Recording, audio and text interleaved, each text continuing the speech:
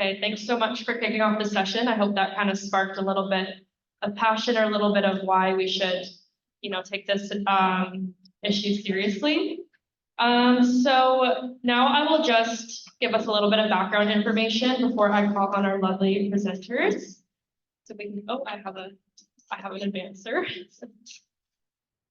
Oh, this was supposed to be out earlier. Okay, so here's again a little agenda of what we got coming up for the night. So we're going to start with our presentation. So a little bit about the Invasive Species Center. We're a non-for-profit organization that mobilizes action against invasive species that harm the environment, economy, and society.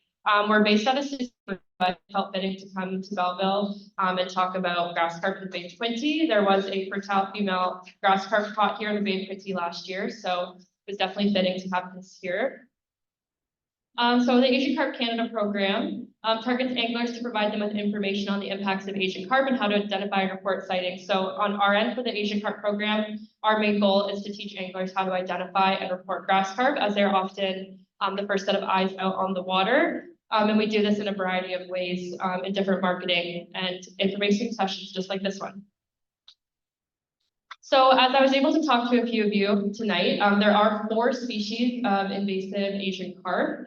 Tonight we are specifically going to speak about grass carp. It's the most immediate threat to Canadian waters. As mentioned, there has been several individual captures of grass carp, but no reproducing populations yet in the Canadian waters of the Great Lakes.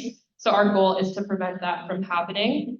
They're in a couple US tributaries of Lake Erie, so that makes them an immediate threat to the Canadian waters. So yeah, just learning about them and learning what you can do to help identify and report them is a huge step in the prevention stage. And now I'll pass it to DFO for our presentation.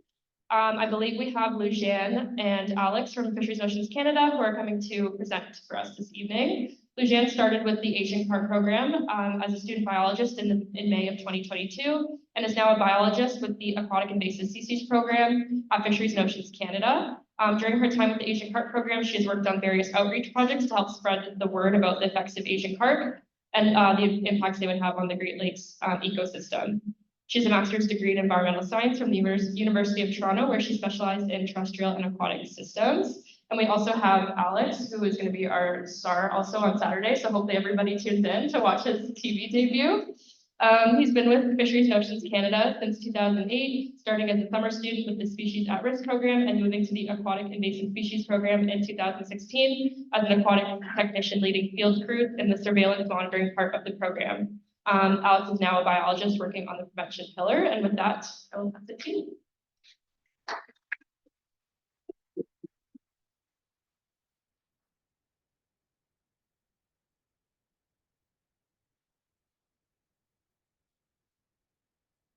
Thanks, Leanna. Again, my name is Alex Price. I'm a biologist with the Asian Carp program, and today I'm going to talk to you about grass carp and the threat that it has to the Great Lakes Basin. So before I talk about the species, I just wanted to kind of go over what is an aquatic invasive species and why is it important that we manage them. Firstly, these fish are not native to our waters, so it's a species that has been brought in from another country or a species that was not born in Canadian waters. And most importantly, they're harmful to aquatic environments and other species in our environments. An important note is that unlike invasive species, introduced species are species that were purposefully and intentionally introduced into a system that benefits either the system or helps increase tourism. So, and their harmful impacts are very minimal. So the Asian Carp program was initiated to help manage and control 4 species of Asian carps and prevent their establishment in Canadian waters. And these 4 fish, like Leanna just said, are bighead carp, silver carp, black carp, and grass carp. All of these fish pose a significant impact to all life stages of our native species, mainly because they're all prolific breeders, which means they can breed multiple times per year and produce, one female can produce up to 1 million eggs in a spawning season, which can result in thousands of offspring. So it wouldn't take long for these species to become established They're also ferocious eaters. They can eat between 20 and 40% of their body weight in their particular diet each day. And each of these fish are specialized in eating different parts of the food web. Bighead carp and silver carp are filter feeders. They feed on zooplankton and phytoplankton. Black carp specialize in eating freshwater mollusks, so freshwater mussels, clams, and crustaceans, while grass carp specialize in eating aquatic vegetation. So these fish originated between China and Russia and their large rivers and waterways, and they were introduced in the United States in the 1960s and 70s as biocontrol measures to control vegetation and other things in aquatic aquaculture facilities. And this map just shows how they were released into the waterways in the US. So as you can see, all of these points are confirmed captures of one of the Asian carp species outside of an aquaculture facility. So as you can see, over the last 40 years, they have really taken over the Mississippi water basin. And when you look at the orange triangles, those are grass carp, and you can see on the southern portion of Lake Erie and Lakes Ontario, we have several confirmed captures of grass carp. This is a small video I wanted to include. It kind of introduces the species, and it also gives perspectives from individuals that like to spend their time on the water.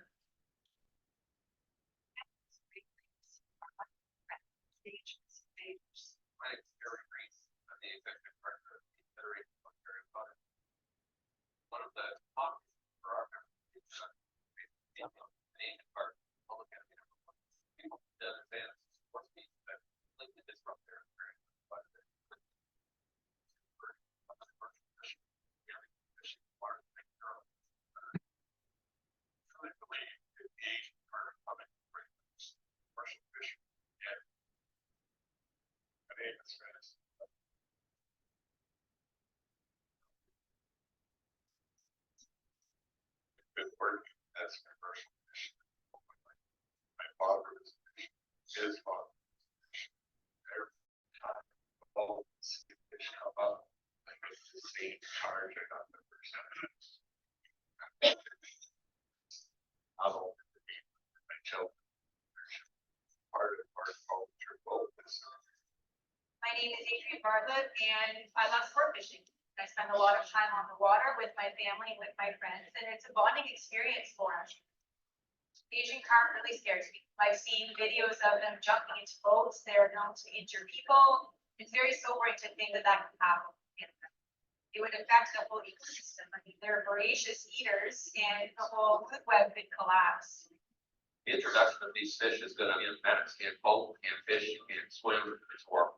I was lucky as a kid to be able to enjoy these waterfronts, and I want my kids and grandkids to be able to experience it too.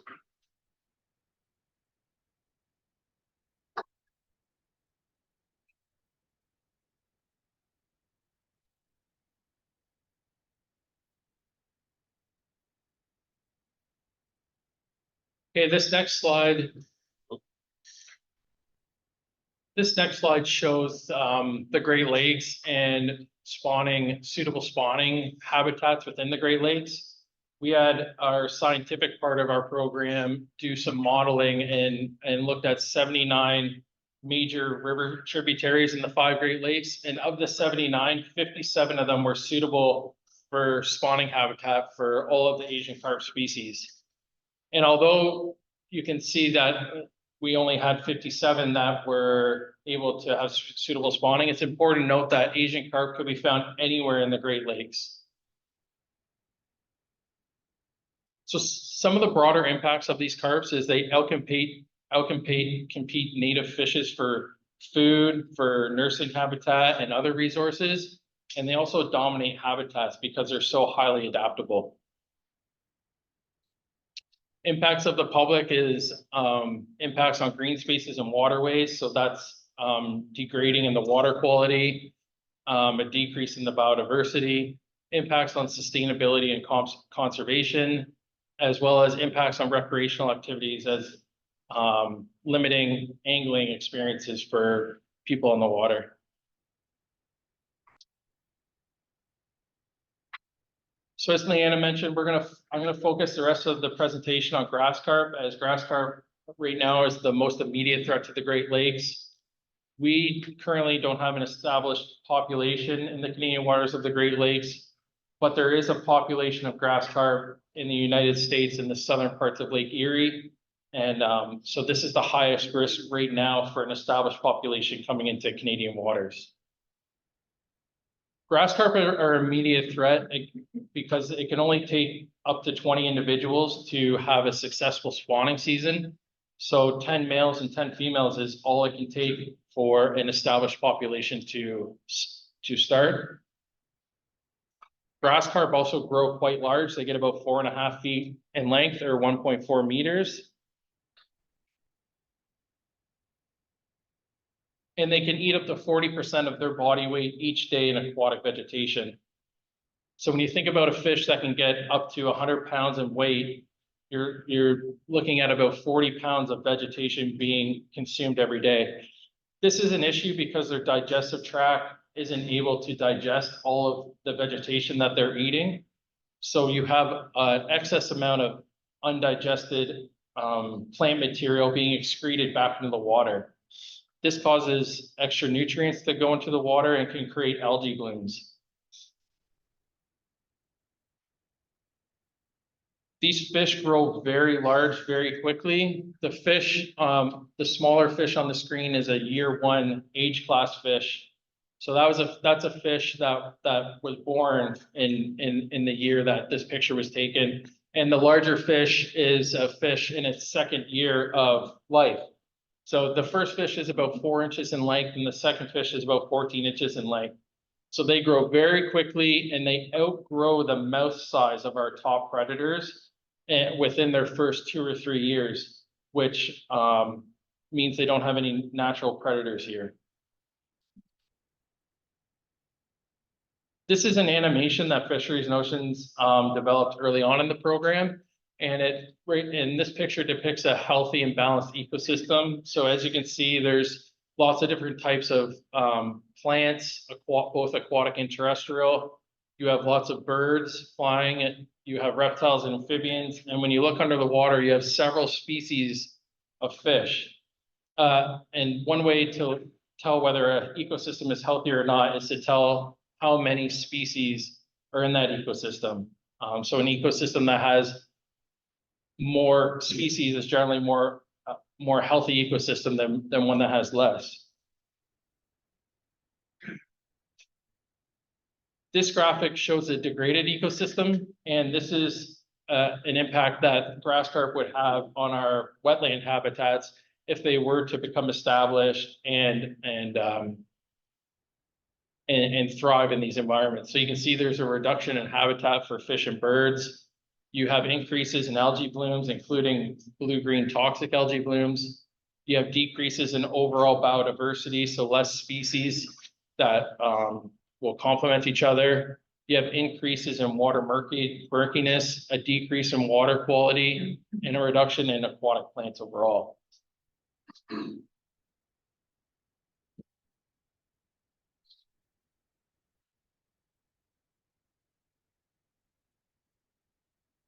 Off the battery. Maybe it's my animation, sorry.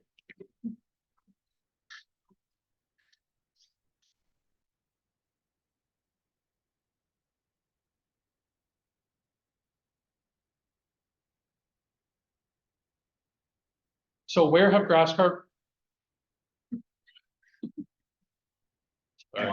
Where have grass carp been captured and are they going to spread? This is a map of the southern Great Lakes Basin and depicts marks where there's high risk alerts of where grass carp have been captured or where there's a high risk of grass carp being captured. One thing I wanted to note is the Bay of Quinte doesn't have a mark. I just didn't have time to update the map, but this is now a high risk, a high alert area for us. Okay, so now I'm going to talk a bit about the Asian Carp program. The program was initiated in 2012 to help prevent and manage the 4 species of carps. And the program is based on 4 pillars. The first pillar being prevention, second pillar being early warning, the third pillar being response, and the fourth pillar being management. One thing to note is that all these pillars are based off scientific research. So science informs all these pillars and helps us determine how we manage pillar in the program. So the first pillar is prevention, and prevent drought from entering water through public outreach, education and awareness. Fisheries and Oceans, as well as our partners and collaborators, provide outreach such as info sessions like tonight. We also go to several events and set up exhibits to help spread awareness and also educate the public on how to identify these fish and how to report these fish if these fish have been captured or have been seen. This is an invasion curve, and what it looks like is on the x-axis is time, and on the y-axis is the management costs.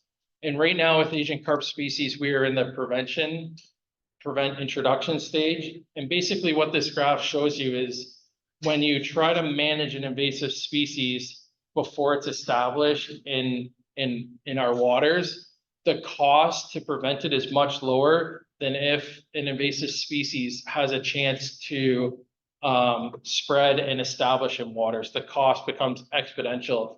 And a good example of that is the sea lamprey control program. Sea lamprey were introduced into the Great Lakes in the 60s and 70s, and they were already established by the time we were able to create a control program. And they're now where the invasion curve label is, that's where the sea lamprey program is now. So it's a lot of time and a lot of cost to help minimize the impacts of those fish. So with the grass carp, we are really trying to prevent them from becoming established to keep the management costs down. The other part of the prevention pillar is to do science and research. We do this through supporting risk assessments. And what risk assessments are is using scientific based knowledge and modeling to see what the impact of a species would be if they were to be introduced and established into the waters. And then that threat is determined whether it's low, medium, or high. We also do fish movement work. We had a PhD student working on non-physical barriers to see how fish react. So this student used bubblers in the water, they used vibration in the water, as well as sound in the water to see if it would prevent fish from passing through this non-physical barrier. And that's important because we have lots of shipping canals throughout the Great Lakes. And if we want to stop the spread of invasive species, if it were to become established, we need to try and have systems in place that are non-physical so we can still have movement throughout the Great Lakes without a high probability of these fish moving through the Great Lakes as well. And then the last part of the prevention pillar is working with outreach partners and collaborators. We work with a lot of different partners that work with social media, angling influencers, go to in-person events, do newsletters and educational kits, and with all of our partners, it helps really spread the word. And these are just some of the partners that we work with. The second part of the pillar is early warning. And what it is to detect the threat early through surveillance alongside partners in the efforts of key organizations. So this pillar is really on the water, sampling, putting intense effort into high-risk areas to hopefully capture any grass carp that might be in our waters. So the map on the left shows the suitable spawning habitats that for Asian carps within the Great Lakes. And on the right is a map of our sampling sites that we go to each year. So we use the science-based knowledge to help dictate where we want field crews to go and really spend the most amount of time where there's really a high risk of grass carp being present. So our early detection field program, it not only goes out for the early detection of grass carp, but we also collect pre-impact fish community data. This is important to see what fish species are currently in the waterways that we're sampling, and informs us if grass carp were to become established, what are the post impacts? So what did the fish community look like before? And if they are to become established, what would the impacts look like afterwards? These next few slides just show some of the sampling techniques that we use. We use several sampling techniques to try and encompass all life stages of grass carp. So you can see we have bag seines and fyke nets. These are small mesh nets, and the intention of these nets are to capture small bodied fish or juvenile grass carp. They're used in the shallower, weedier, wetlandier type of environments, and typically catch minnows, juvenile game fish, and if there were juvenile grass carp, our hope would be that we would be able to catch them. And we also use trap nets, which are a larger mesh, a larger net that is used in the main part of the rivers, and that's really to target adult fish species. And then we also use hoop nets, which we use in the deeper channel areas of the rivers where these other nets wouldn't be able to fish effectively. But the main sampling effort that we do is a combination of boat electrofishing and trammel and gill netting. This is how we've captured every grass carp in our program. And basically, boat electrofishing is putting an electrical current into the water, and it's frightening fish as well as shocking fish. And we use a combination of boat electrofishing and trammel netting because we use trammel nets to make a big loop inshore. And a trammel net is a large meshed monofilament net. It's about 200 yards in length. And we set it in a semicircle on shore, and then we put the boat inside of the net and shock inside that area. And what that does is it allows us to capture fish that have been shocked by the electrofishing boat, but the gill net and trammel net catch the fish that have been frightened or that we haven't been able to capture and gets caught in that net. The other type of sampling that we've started to do is egg collection and larval fish sampling. So the bongo nets are the nets on the left. And what they do is they capture eggs that are suspended in the water. Grass carp spawners are unique in that they go up a river system and they will release eggs and sperm into the water. And those eggs will fertilize and they'll actually suspend in the water and drift downstream until they develop and the larval fish hatch. So these bongo nets are set alongside a boat and dragged downriver in hopes of catching any suspended eggs that could be in the water. And on the right are light traps, which are used to catch larval fish, and they act like a trap, like a minnow trap, where they have little tiny doors that fish can swim into, but have a very difficult time swimming out of.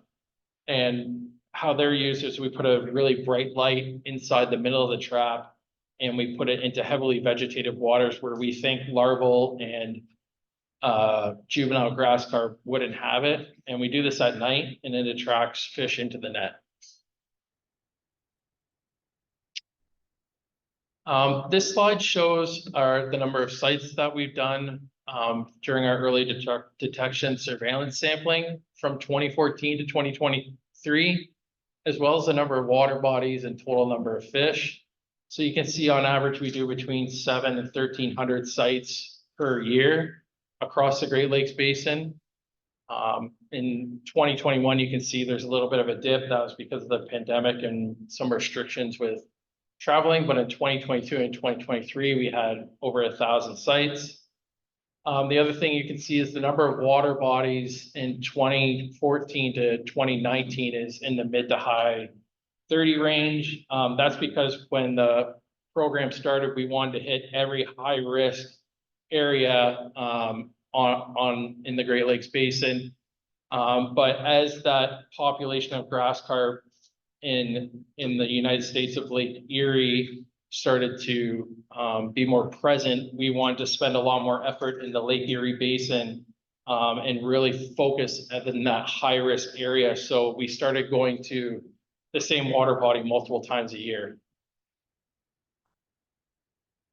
The response pillar of our program really goes through the analysis of a grass carp that is captured, as well as an action plan or a rapid response if there's a grass carp captured that is fertile or able to reproduce. So during the analysis, we run several tests on any grass carp that are captured.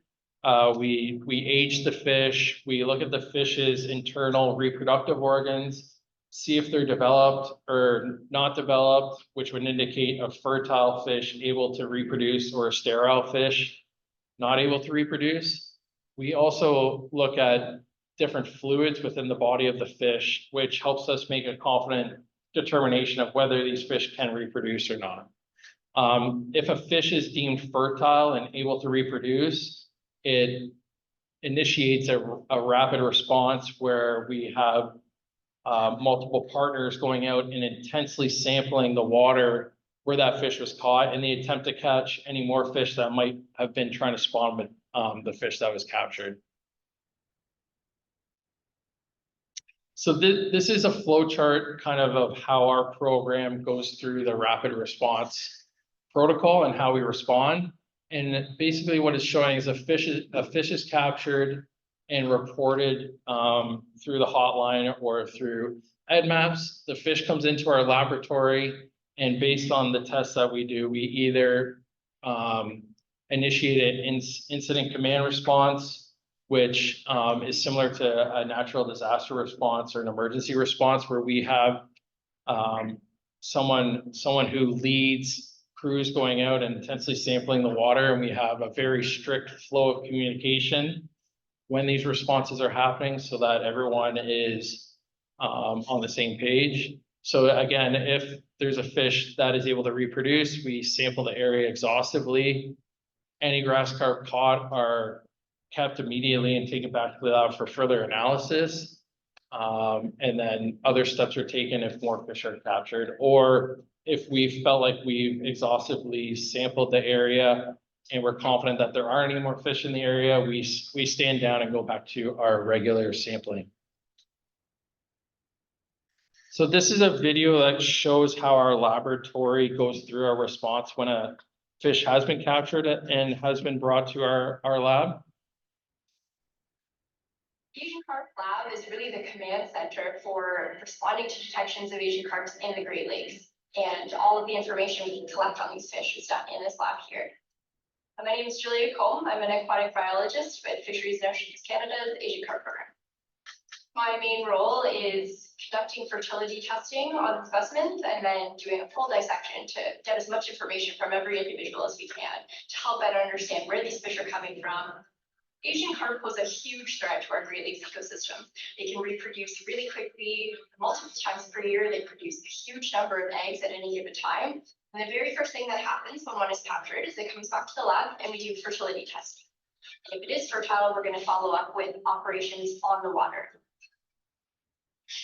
We want to detect them early and remove them quickly to prevent the species from having the chance to reproduce and establish a population.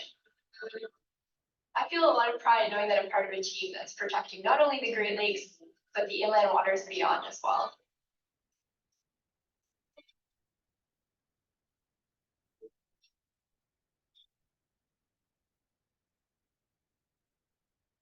The Asian carp. Okay, so this part of the presentation, I'm going to talk about the two responses that we had in the Bay of Quinte this year. And before I got into the Bay of Quinte, I just want to make sure that everyone was oriented with where the Bay of Quinte is in relations to Lake Ontario as a whole. So you can see Bay of Quinte is located in the eastern portion of Lake Ontario. And when you zoom in, the Bay of Quinte is defined as the waters between Trenton and where the Bay of Quinte flows out into Lake Ontario. So since our program was started in 2012, there have been 2 fish that were captured in the Bay of Quinte. There was 1 fish in 2015 captured in Muscogee Bay. And then this past July, there was a fish captured by a commercial fisher in the Adolphus Reach area of the Bay of Quinte. This fish was brought to the Ministry of Natural Resources and Forestry, and then brought to our laboratory where we did testing, and our results from those tests indicated that this was a fertile female that was able to reproduce. So this initiated our response protocol, and we sent crews onto the water.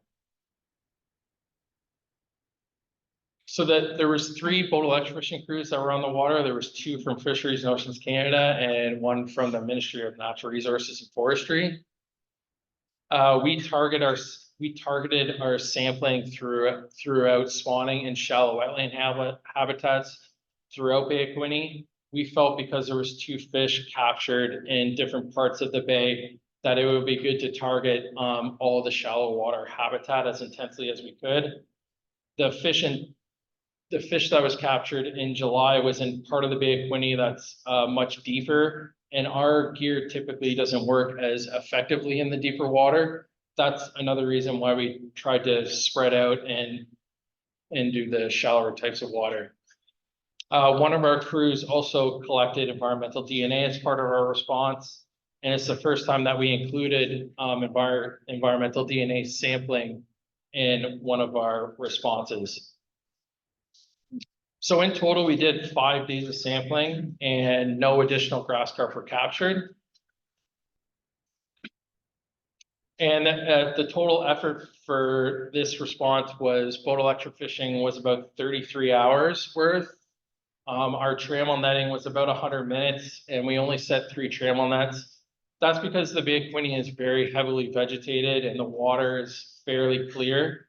And these nets typically work best in waters that are a little bit more murky. And we were also having a difficult time finding a lot of common carp, which are species that act similarly to grass carp.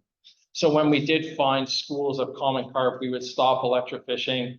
We would set a big net around the area and then intensely electrofish the area as well, in hopes of any carp that we weren't able to net would go into our trammel net. We also did 3 environmental DNA sites. We did that in the Trent River from the first dam to the downstream to the mouth of the river.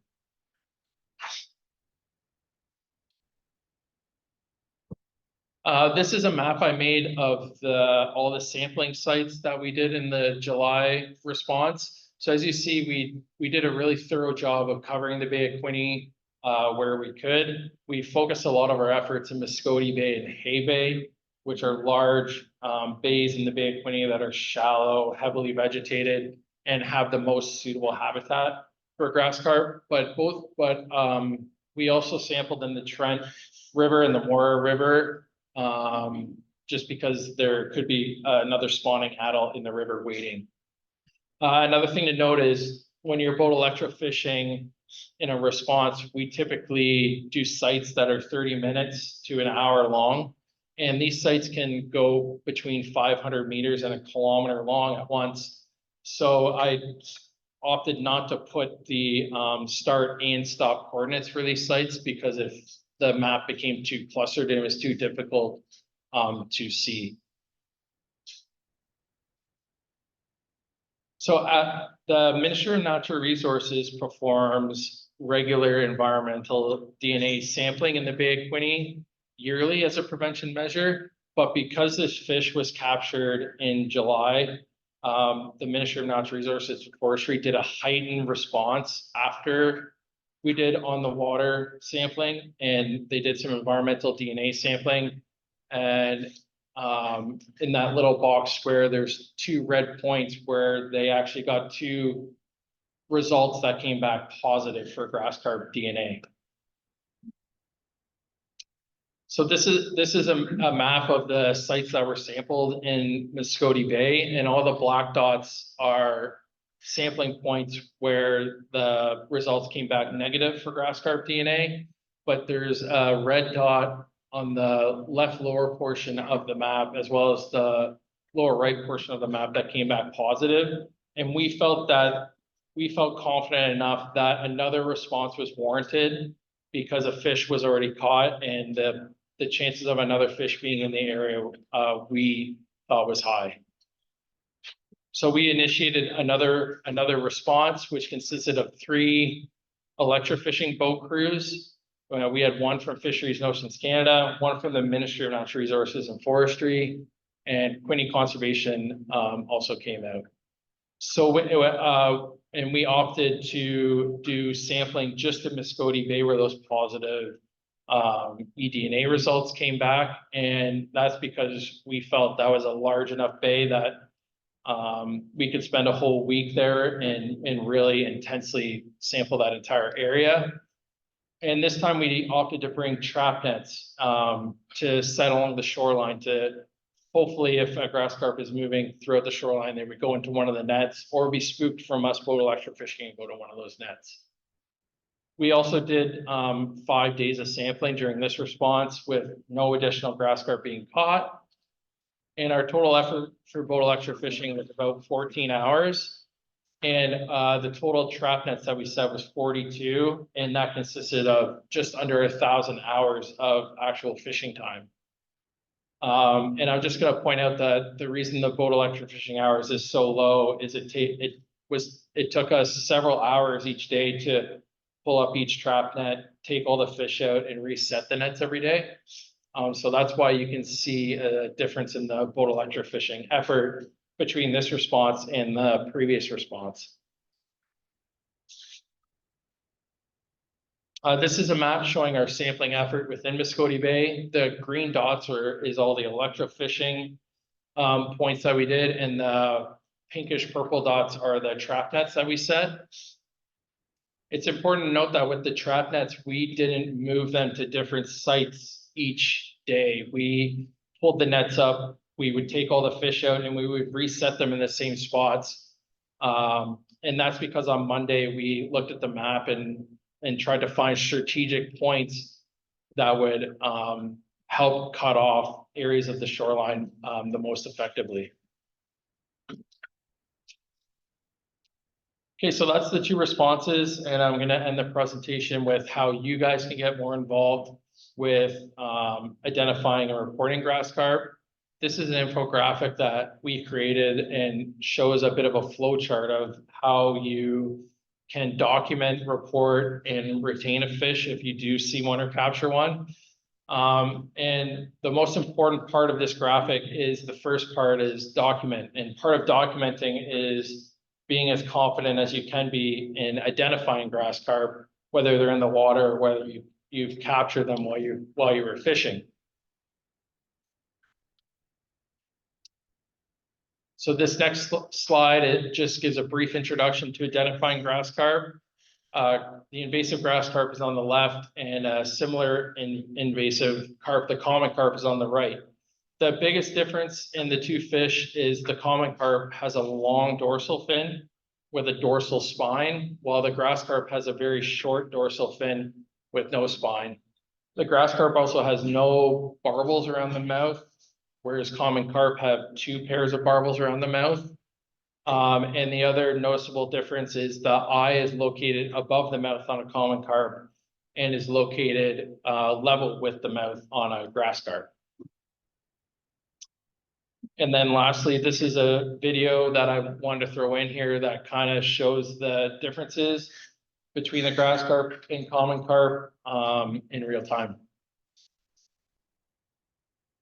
Grass carp are often confused with common carp. So this is a juvenile grass carp, approximately 30 centimeters in length.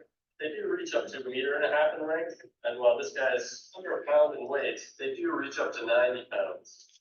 Grass carp has a terminal mouth, which means it ends right at the end of its head, not facing down, not facing up, but just right off the end. This fish does not have any barbels at the side of the mouth. The scales have a darkening on the back of the scale, which actually creates kind of a cross-hatch pattern on the side of the fish. Now, when most people observe these fish, they're gonna see them from above. And now we distinguish between the common carp and the grass carp. So the common carp, the dorsal fin would start approximately where my thumb is here and run back to here, where it's much shorter with the grass carp. So the grass carp has the short dorsal fin, common carp has a long one. And that's the easiest way to really tell them apart when they're in the water. Our team takes every report seriously and we act upon it. We have a chance to make a difference here. There's only a few fish out there. We want to get them early, get them out of the system. So every set of eyes on the water really helps this effort. Grass carp That's my presentation.